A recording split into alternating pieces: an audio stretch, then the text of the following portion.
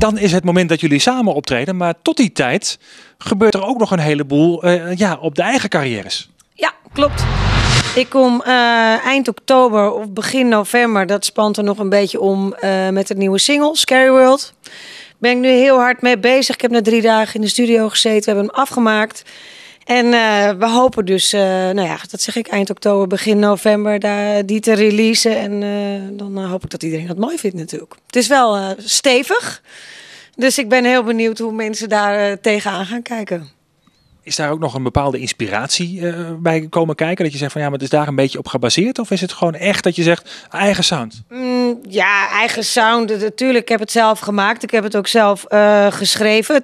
Textueel gaat het heel erg over nu. Scary World. Ik denk dat iedereen dat wel een beetje ervaart op dit moment. De dingen die zichtbaar gebeuren, die vervelend zijn. Maar ook de onzichtbare dingen. Het gesjoemel met ons eten en farmacie. Dat zijn allemaal dingen. Het is wel een serieus liedje. Als je luistert naar de tekst, is het wel een heel actueel.